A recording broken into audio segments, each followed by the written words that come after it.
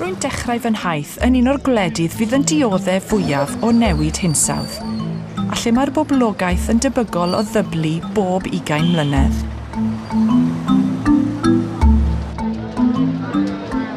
Dwi yma yn Uganda, yn nwyrain Affrica, a dwi newydd gyrraedd y brifddinas hynod brysur Kampala. Mae'n boeth, mae'n llaeth, dwi eriod wedi gweld lle mor fisi. Fel yn cymaint o gyfandir Affrica, cafodd llawer o goed eu cwympo ar gyfer datblygu ac hefyd ar gyfer amaeth. Dwi ar y ffordd nawr i Mbale, lle mae yna brosiect sydd yn agos iawn ato ni yng Nghymru. Bach iawn o bobl Uganda sy'n berchen car, ac eithro'r cannoedd o dacsis a'r motorbikes, mae cyfraniad y wlad at y nwyon tŷ gwydyr yn fach iawn. Ond mae effaith y cynhesu byd-eang yn achosi pob math o broblemau iddyn nhw. Mae sychder yma, patrwm y glaw wedi newid a chnydau yn methu, ac maen nhw'n gweld eisiau'r coedwigoedd. Elusen sy'n ymladd newyn ac yn cael cymorth gan Lywodraeth Cymru yw Mbale Cap. Ail blannu coed yw un o'r atebion sy'n gwneud y gwahaniaeth mwyaf i fywydau'r bobl.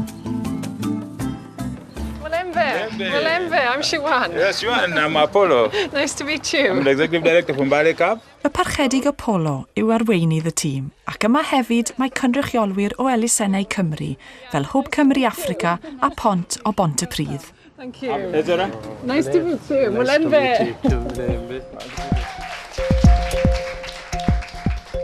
Gynta, fe ethon nhw a fi i un o'r ysgolion lleol, ac roedd y plant mor falch o'n gweld i.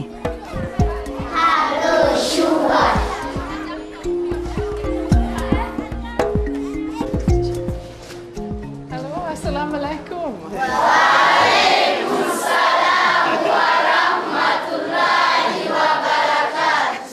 Mulembe.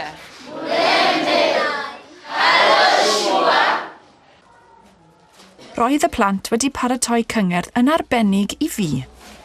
Welcome you visitors, welcome you today. We have been waiting a long time.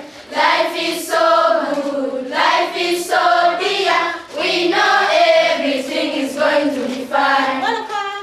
Be sy'n amlwg yw bod addysg y plant yn cynnwys llawer o wybodaeth am yr amgylchedd, a sut mae coed yn cyfrannu at gydbwysedd y blaned. We are born in the running man. Dechreuais sylweddoli pa mor bwysig oedd plannu coed iddyn nhw.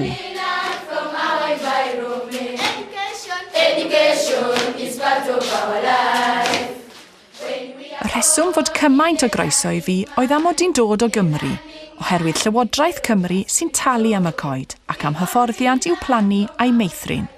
Our environment. We are because you are.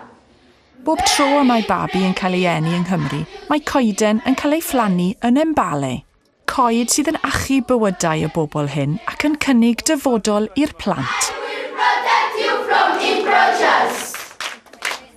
Rogers Wasabi o'r elusen sy'n dysgu'r plant am y coed. Rhai yn goed ffrwythau, rhai yn rhoi cysgod, ac mae yn esbonio bod planhigion yn rhoi ocsigen i ni ac yn amsugno carbon dioxid. When we take in oxygen. Dwles i ar ddrama Plant Lleia, rhan oed am Plant Du, yn dangos effaith torri coed. Y bywyd gwyllt yn colli cartre.